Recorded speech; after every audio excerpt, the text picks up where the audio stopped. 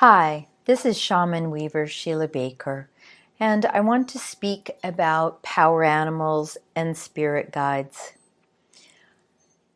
Power animals are those beings that often it makes me smile and laugh. Often we're given as a child.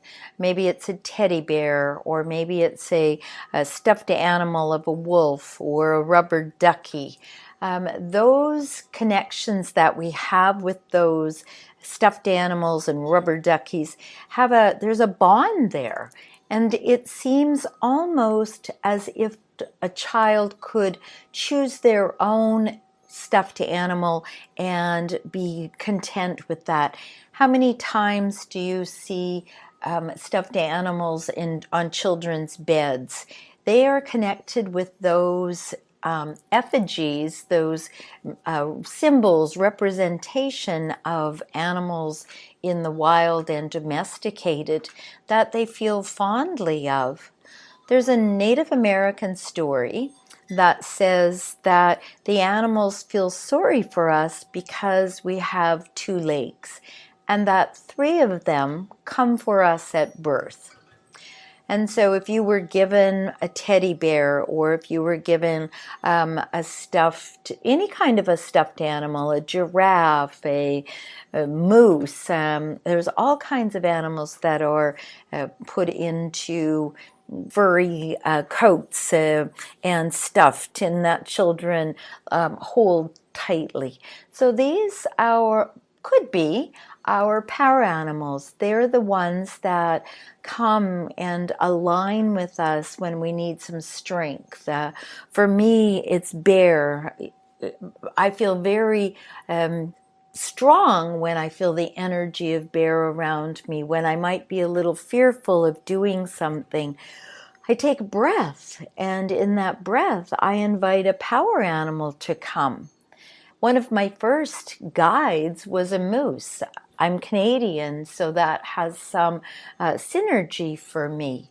Spirit guides are different from power animals in that a spirit guide comes for a certain event, for a certain circumstance in your life. Maybe it's a relationship guide that you're needing.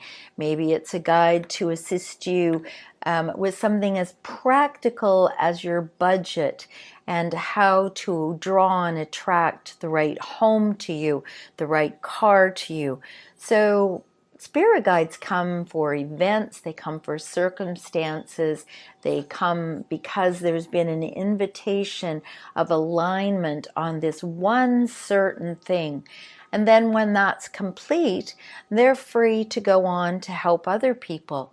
Once I had understood the journey process, because that was my first asking, was a guide to understand the shamanic journey process, and Moose came.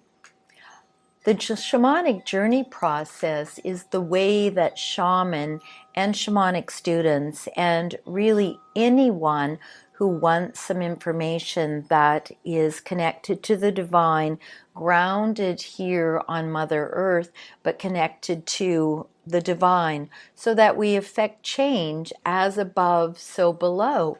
So we want to know a broader perspective.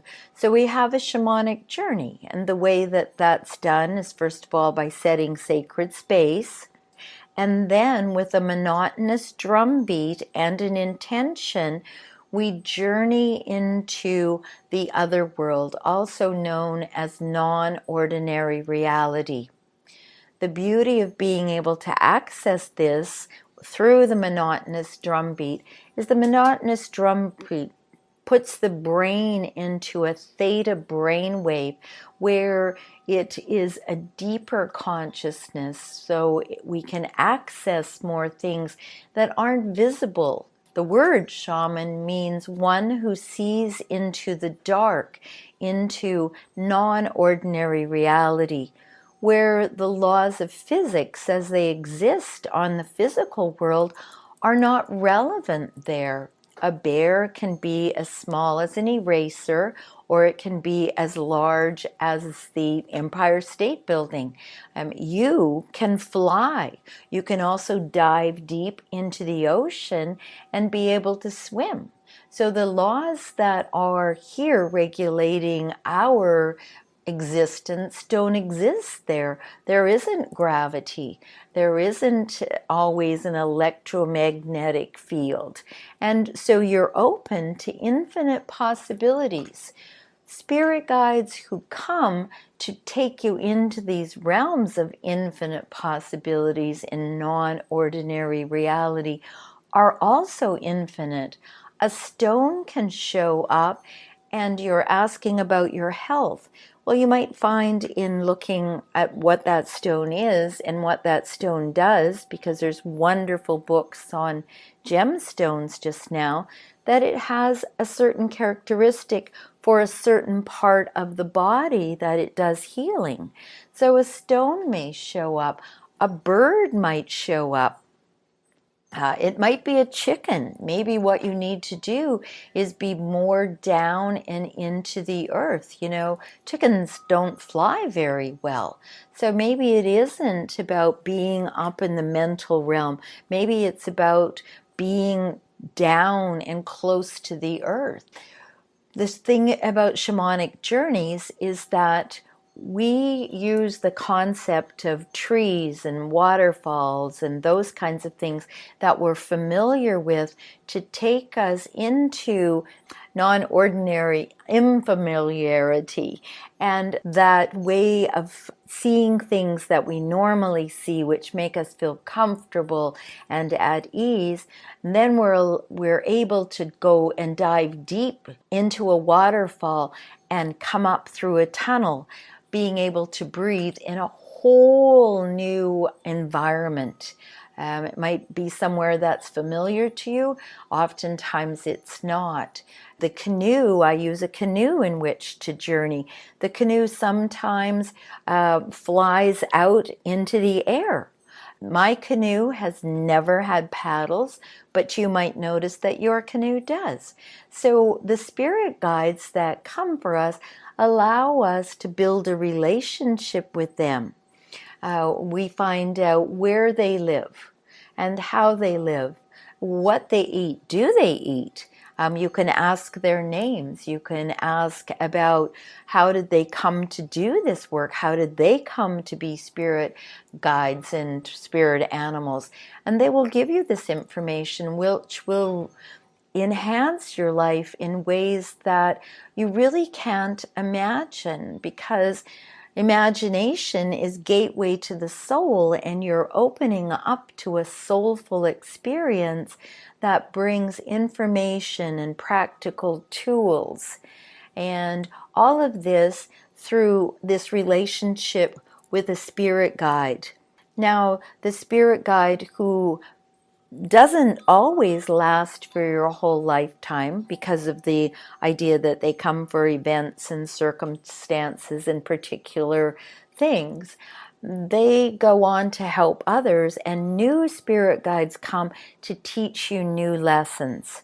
There's a wonderful book by Ted Andrews called Animal Speak, in which he helps us to understand why a particular animal comes at a particular time when we have a particular question.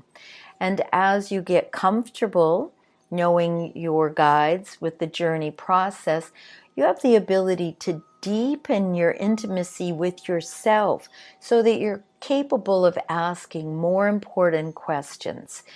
I find that the shamanic journey and the connection with my guides is as therapeutic as going to counseling, as seeing a psychotherapist. Oftentimes when we see the psychotherapist, there's something we're holding back. But with our spirit guides, they already see us from a much higher perspective. They already know. So there isn't something that we're holding back or we're not disclosing, because they have access to knowing us already. And as we begin to know them, then we can ask, what should I do about this thing that's going on right in here? And what about this person that's just shown up? And they will give you useful and practical information to lead you and guide you and assist you on living in right relationship with, first of all, yourself, with your environment, and then with others. So power animals are here as the kind of, I think about them as the backbone. And if you think about a totem pole, and you notice that there's 4 or 5 different animals that are depicted on there, you can begin to construct your own totem pole, either in your imagination, which is gateway to the soul and certainly is gateway into shamanic journeying, because that's what we use, that's how we understand and see, is what we're willing to use our imagination. So as you're creating this totem pole for yourself, like me, you might have a moose, you might have a bear, you might have an eagle or a swan, and the swan might be first. So you might have all of these different beings. You might have something, a swimmer from the ocean, from the lake, from the water. You might have something that's in the element of air, in the sky, living in the trees. You might have something that lives underground in the element of earth. So you might have a lizard, and lizards are thought to come out of the fire mostly because they oftentimes live in logs, and when we start the fire, the lizards pop out, so they're thought to come from the fire. But you might notice that they come from one of the elements, the air, the earth, the fire, the water, and that they're there for you to enhance your life, to assist you with learning lessons, because that's what we're here on Earth School to do, is we're here to learn lessons, to grow and evolve, and to live and be happy and peaceful beings. There's something really important about when you're finding yourself in a conflict, having something as wonderful as the shamanic journey to go into, so that you ask for a spirit guide to help you with the conflict. One time I had an anteater.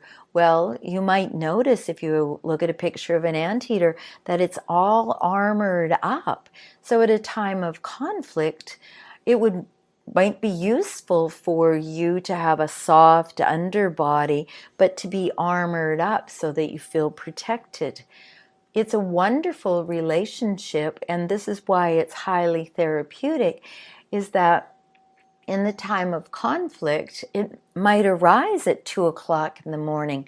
And I'm betting that your therapist, no matter how compassionate and loving, is not really interested in a conversation at 2 in the morning. But your spirit guide, oh my goodness, they don't care what time it is. They don't care where you are.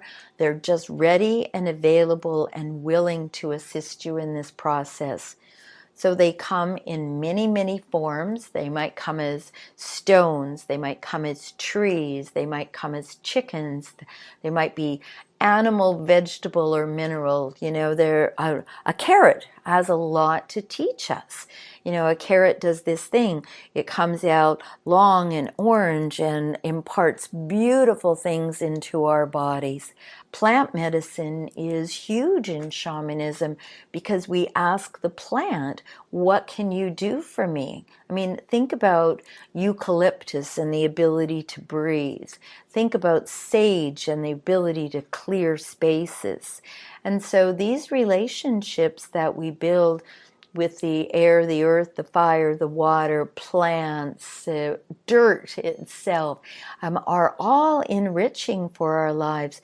And particularly if we are at a place where we need some support, and where it's a little intimidating to be that vulnerable with the people around you. One thing that's beautiful about spirit guides and power animals is that they may laugh at you, but they're compassionate, they're healing, they're supportive, they're uplifting, and most of all, their only agenda is to be of benefit for you. So how lovely is that? A being, a stone is a being that wants the highest and best or better for you with no other agenda. That's not something that we often find with the people around us. That's not even something that we often find with ourselves, being compassionate with no agenda for ourselves. So just to kind of recap, and to enhance this experience for you, power animals are those beings that you can rely on for strength and energy, that you feel drawn to, and that you are aligned with for a long time. Spirit guides are those beings, vegetable, mineral, plants, rocks, water, that come for a particular event, a particular circumstance, and you get to know them, you get to trust them for that. Whenever I go and I ask about business, I have a specific guide that comes. Now that guide stepped aside at one point when I needed to learn something else. After I learned that something else, my business guide got right back in the bow of the canoe with me again. So they're there with you throughout your life if that's what you need. They're there for circumstances. They're there for your highest and best or better. So my invitation to you is to, perhaps with me, shamanweaver.com, have a journey to ask for spirit guides. Find my book, Journeys of Transformation, and use the Sacred Drumming MP3 to have a journey and to ask for a power animal, to ask who they are, to ask for spirit guides for certain events and circumstances in your life, to find the wellness of having a connection to divinity in such an amazing and practical, protected way. So find your guides, live and ask, receive and move forward, evolve and change. And if I can be of assistance to you, I would love to do that. So blessings on your journey. Aho.